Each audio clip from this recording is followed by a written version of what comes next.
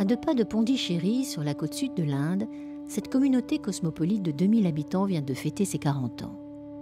Et de célébrer la mémoire de ce philosophe visionnaire, Sri Aurobindo, qui, après avoir prôné l'indépendance de l'Inde, s'est retiré pendant 30 ans dans son ashram pour explorer la conscience et donner naissance à un homme nouveau.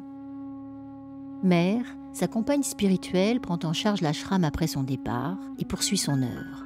Elle rêve d'une cité universelle qui réaliserait l'unité humaine. En 1968, sur un plateau quasi désertique, Euroville est inauguré. Mère quitte son corps 5 ans plus tard, sans avoir vu Euroville. Mais l'impulsion est donnée.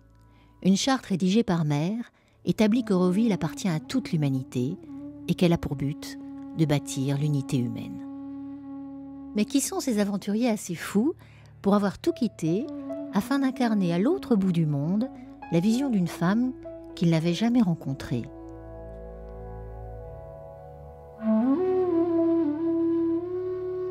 J'ai vu cette émission le 21 février 1973 et le 4 juillet 1973, j'étais à Pondichéry. J'avais vendu, donné tout ce qu'il fallait faire de façon à pouvoir être suffisamment libre.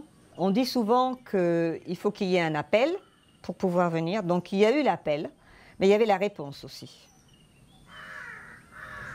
I resigned my job, said bye to my friends, packed my goods and came to Auroville without knowing where I was going, what I would do and so on.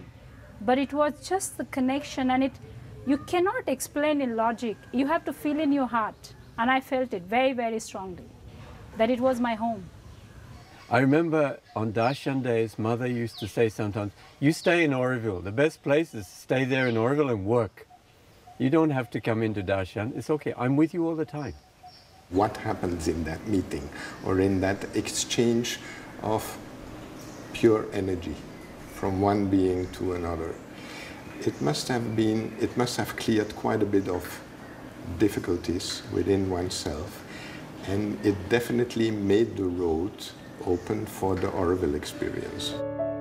Premier défi, s'installer sur 25 hectares de désert.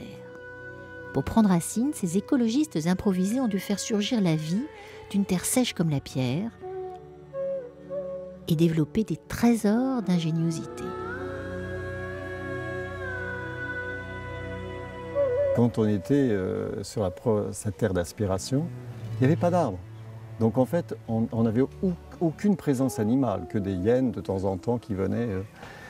Et les oiseaux, c'était des perroquets, des vols de perroquets qui passaient au-dessus de notre tête, mais qui n'avaient aucun arbre pour s'arrêter. Donc on les voyait passer, et puis voilà. It was rough. It was very, very empty. It was very dry, and there was sandstorms, and we saw it was very, very practical to create some shade if we were going to survive. So those were those early days. Deuxième défi, comment souder une communauté venant de 43 pays, de cultures et d'horizons si différents? Quel souffle les anime? When you are here and you feel at ease with yourself, that there is a kind of a creative breeze which moves around. And some people call it different names. You can call it spirituality, but it's much nicer to say a creative breeze. That energy is available, and that's something which, after a while, if you can capture that one, it drives you. She encourages us to sit in the middle of empty fields and just sit there and see if you can see Auroville. Because it is there in the subtle physical. Tout en elle, tout son comportement, son sourire, son regard, était une invitation à être totalement soi-même. Totalement amour, où il n'y avait rien qui pouvait contrecarrer, aucune peur en fait de se livrer. Comme si tout s'arrêtait, comme si le temps s'arrêtait, comme il n'y avait aucune pensée dans ma tête, juste un état d'être ouvert et un état de perception d'amour en fait.